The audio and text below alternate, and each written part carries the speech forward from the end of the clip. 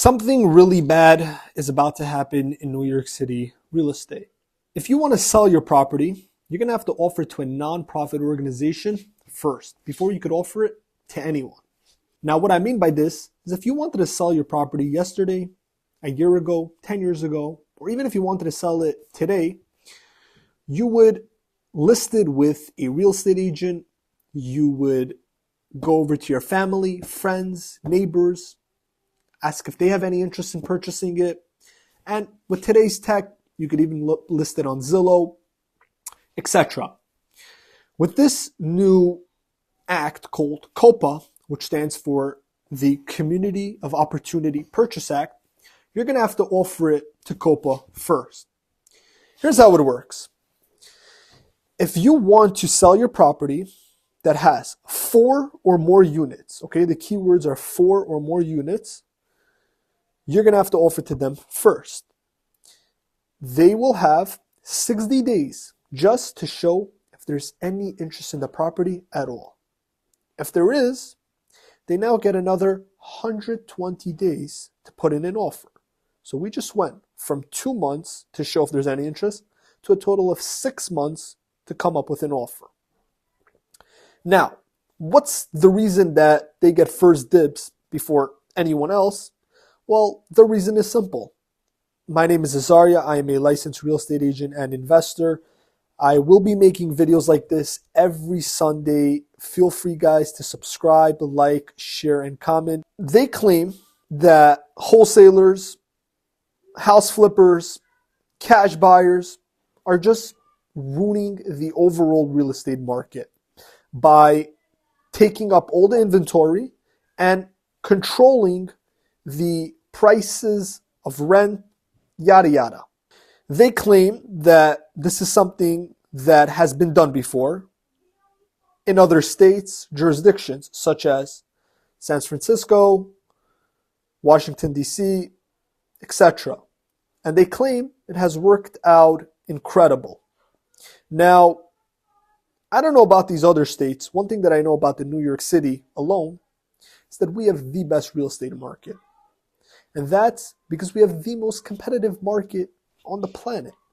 And now, if you're going to try coming in and making the rents affordable within the Black and Browns community, which, by the way, I'm very pro. But one thing that I have a hard time understanding is how is buying up all the inventory of real estate in New York gonna make the supply more affordable? I mean, what happens to the law of supply and demand? Now look, my general take on this is that I don't know how things are going to end up working out with the overall market in New York. I do think this will affect many, many landlords in terms of wanting to sell and just get out of here. I mean, every day I'm in my office, I'm getting calls from landlords that are all moving to Florida. I mean, there's a reason why Florida is booming.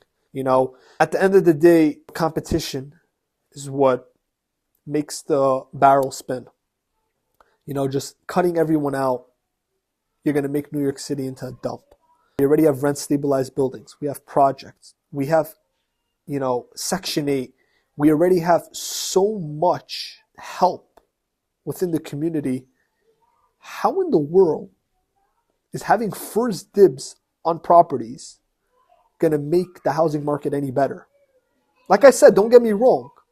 I am completely pro making it affordable within the Black and Brown community, as stated. But what happens to my amendments? What happens to my rights? If I own this property, why do you have first dibs? It's not like you guys have 10 to 15 days, 30 days, 60 days. You guys have 120 days just to put in an offer. We're looking at about 6 months of delays just for an offer. Just generally speaking, delays equal dead deals. Even though the good thing about COPA is that you can refuse their offer. But the problem with that is that even if you get a good offer on the public market, you're going to have to re-offer it to COPA again. The buyer that had interest, 2 weeks ago, and now I don't know how long it's going to take until they could match the offer or not, but this is just going to cause huge market delays. Eric Adams vetoed this early 2026, as we're talking right now. But, with Zoran Mamdani in place, this is more than likely to come through. And just overall, I think it's going to destroy the real estate market. Right now might just be a good time to sell. Now, again, we don't know what the future holds in New York. I mean, this is literally a monopoly. A nonprofit, what is even considered a nonprofit? I mean, I'm thinking of maybe opening up my own nonprofit and having first dibs. Yeah, again, this is not legal advice. This video is entirely for entertainment purposes only. But like I said, we have no idea where we're going with this. I do think many landlords will rather pay the $30,000 fine than cooperating with COPA. That's my personal take. And I do think a lot of landlords are probably even thinking of selling now. If there is even any interest, feel free to shoot me a message, email. I can come down and give you a free market analysis on your property. And I would love to show you what me and my team can do. If you guys found this video educational, informative, please feel free to subscribe, like, share with as many landlords as possible.